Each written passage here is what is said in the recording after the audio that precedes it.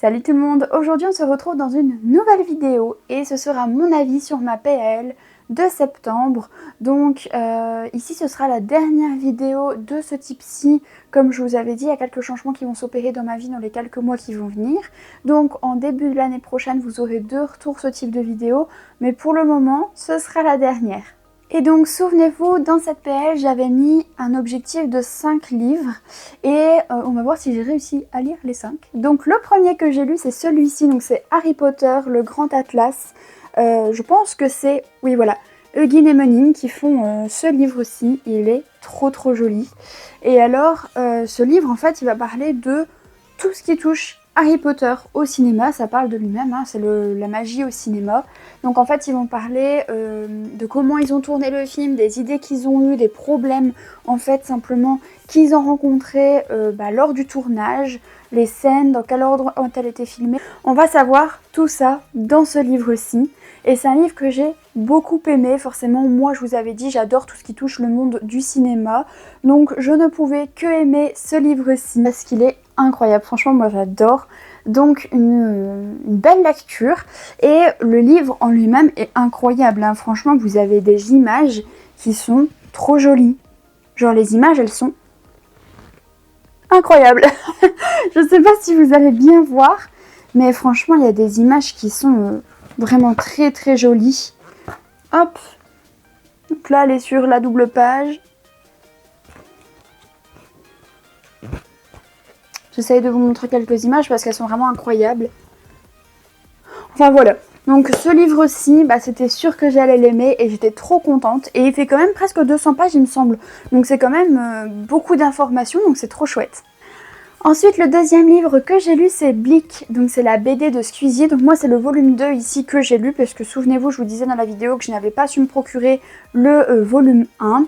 Et en fait, vous allez avoir 3 histoires d'horreur, donc 3 petites histoires en fait. Les dessins déjà, ils sont incroyables. Enfin, moi, je les trouve trop bien faits. Pareil, je vous montre un petit peu. Enfin, la BD est super jolie en elle-même, en fait, hein, elle est vraiment très belle. Les dessins sont très jolis. Voilà. Au niveau des histoires, je trouve que les histoires sont quand même assez chouettes sur ce livre-ci. La seule chose, moi, qui m'a un peu déplu, c'est que j'aime bien quand on a des fins aux histoires. Et là, dans la BD, ce sont souvent des fins suggérées. Donc on vous dit pas vraiment ce qui se passe, on vous laisse penser, on laisse votre imagination faire le reste. Et c'est vrai que s'il y en avait une sur 3 où c'était le cas, ça m'aurait peut-être plu. Là, le problème, c'est que les 3 histoires, c'est des fins suggérées. Et du coup, moi, ça me déplaît un petit peu. Après, je ne l'ai pas détesté parce que c'est quelque chose qui est très facile à lire. Parce qu'il y a 86 pages. Dans les 86 pages, vous avez des pages, comme je vous ai montré, vous voyez les dessins, ils sont comme ceci. Donc, du coup, ça prend beaucoup de place et du coup, c'est très facile à lire, c'est très fluide, ça va très vite à lire. Donc, c'est hyper sympa. Par exemple, moi, je l'ai lu entre 2 grosses lectures. Donc, je vous montrerai ensuite. Donc, je l'ai lu juste après Harry Potter, le Grand Atlas et un autre que je vais vous montrer tout de suite après. Mais du coup, c'est vrai que ça fait vraiment du bien d'avoir des petits livres, des petites BD comme ça à lire entre des grosses lectures. Après, comme je vous avais dit, je voulais vraiment tester les BD parce que moi, les BD, c'est pas ce que je lis. Vraiment au quotidien, c'est pas mon truc. Du coup là je retestais un petit peu parce que les dernières BD que j'ai lues c'était quand j'étais ado. Donc j'ai bien aimé mais ça m'a pas non plus emballé. Et puis enfin le dernier livre de cette PAL c'est La Légende de la Mort. Donc là vous voyez je n'ai pas réussi à lire les 5 livres. Comme je vous dis j'ai ma fin d'année qui va être super occupée. Et même ce mois-ci j'ai pas du tout eu le temps de lire les 5 livres. Donc celui-ci ce sera le dernier et encore je suis qu'à la moitié à peu près, je sais pas si vous allez voir le marque-page est ici et en fait je suis à peu près à la moitié. Donc je vais quand même vous donner mon avis parce que j'ai mon avis qui est fait dessus. Déjà c'est pas du tout ce à quoi je m'attendais. En fait je pensais que La Légende de la Mort c'était plein de légendes autour de la mort, je sais pas comment vous dire ça, mais je pensais que c'était des petites histoires, par exemple les fées, on vous raconte plein de petites histoires de la fée Mélusine, etc.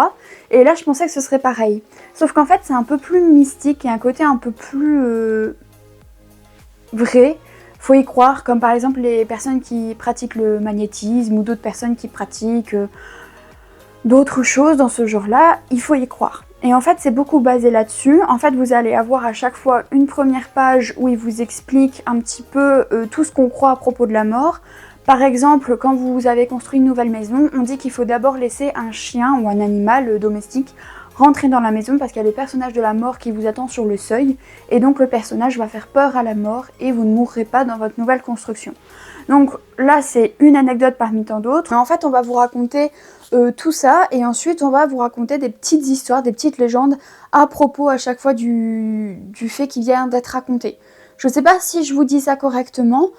Vous avez aussi plusieurs chapitres, donc c'est vraiment plus un côté mystique où il faut y croire. Vous avez avant la mort, pendant l'enterrement, vous avez après l'enterrement, la vie après la mort, enfin toutes des choses comme ça. Donc c'est un livre qui m'a un peu surprise parce que je pensais pas du tout que c'était ça en fait. Et après au niveau de la lecture en elle-même, c'est un livre avec lequel j'ai un peu de mal. Habituellement, j'aime beaucoup tout ce qui est légende, tout ce qui est mythe, etc. Mais là, j'ai un peu de mal déjà parce qu'il est très très gros, il est très épais et il est très grand. Donc les pages, vous passez quand même un bon moment à les lire avant de la finir. Et du coup, c'est un livre dans lequel déjà je n'avance pas énormément. Et les histoires en elles-mêmes, j'ai un peu de mal. C'est écrit quand même, vous savez, comme quand on raconte des légendes, donc avec un français assez soutenu. Et je sais pas pourquoi, mais j'ai un peu de mal avec les légendes qui sont racontées. J'accroche pas tellement au livre, pourtant d'habitude j'adore ça, hein, mais là j'y arrive pas. Donc je vais le terminer, hein, comme tous les livres, même si je les apprécie pas trop, je vais quand même le terminer. Mais ensuite je verrai si je le garde ou non parce que je suis un peu dubitative. J'aime beaucoup d'habitude ce genre de livre, mais là ça passe pas trop. Voilà mon avis sur ces livres. Donc pour ce qui concerne les livres Disneyland Paris que je vous avais dit que j'allais lire ce mois-ci, je les remettrai dans une PL de l'année prochaine, c'est pas très grave. Et j'espère que cette vidéo vous aura plu. N'hésitez pas à laisser un petit like, à laisser un petit commentaire si vous avez déjà lu ces livres et ce que vous en avez pensé. Et nous on se retrouve une prochaine fois dans une autre vidéo. Salut tout le monde!